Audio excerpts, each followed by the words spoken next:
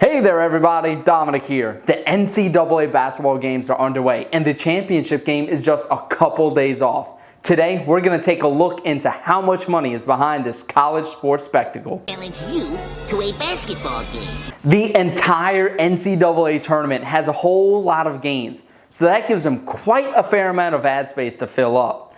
Now, over the entire tournament in 2019, they brought in $1.1 billion of revenue.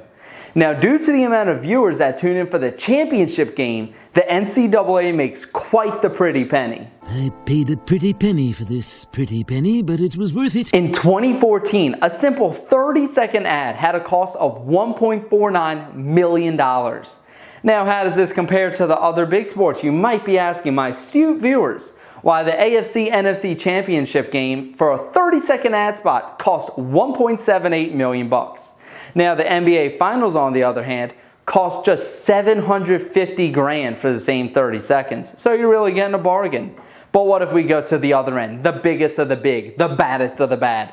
We have the Super Bowl, where a 30-second commercial can cost over $4 million. Cha-ching! Cha-ching! Since 2011, the NCAA has actually had a contract with Turner Broadcasting and CBS, with the games being split between CBS, TNT, TBS, and True TV.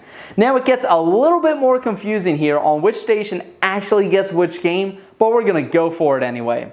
The first 4 games are going to be on True TV. A feature first or second round game is going to be on CBS. The Sweet 16 and Elite 8 games are going to be split between CBS and TBS. Now, CBS and TBS also get the swap coverage for the Final 4 games as well as the National Championship. You got that? Is that not clear? Now, these broadcasts bring in a massive $500 million annually for the NCAA, which makes up over 90% of the NCAA's revenue. But what are they going to do with all this money? What to do now? 1/6 of all the money goes directly to the schools based off the number of sports that they're in. 1/3 of the money is actually going to go based off the number of scholarships that they give out. And then the last half of the money is going to actually go to the conference itself based on how well they did in the previous 6 tournaments. For example, in 2007, the Big East Conference received $14.8 million for their performances between 2001 and 2006. That's pretty good. Now here's an important question. Just how many viewers do these games get? Now, for the championship game in 2019 between the Virginia Cavaliers and the Texas Tech Red Raiders, over 19.5 million people tuned on their TVs to watch this game. Hurry, turn on the TV, turn it on now! This single game brought in over $114 million in ads alone. That's a lot of money. The Cavaliers went on to bring home the crown with the national championship title. But one question, what do they even get for winning? Good question. The players get a grand old pat on the back. That's about it. Because they are college athletes and they cannot make money off of this because of some made-up reason.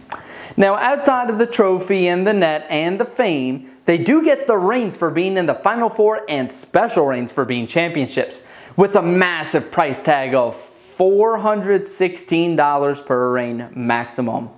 Now, to be fair, they do only bring in over $1 billion for the NCAA. $1 billion a year! Now, this does help the players' NBA chances, so maybe it's more of a delayed benefit. But just because the players can't make any money off of this doesn't mean that you can't. You've piqued my interest. Go on. One of the big pastimes for the game is making your own bracket. Now, this is where you try to predict how well each and every team is going to do during March Madness. So, what are your chances of getting that perfect bracket? Now, if you went ahead and flipped a coin for each game to determine who you would pick, your chances are going to be 9.2 quintillion to 1. So you're telling me there's a chance? Now, you can probably make your odds a little bit better if you actually know something about basketball, but the odds of that perfect bracket are still astronomically low.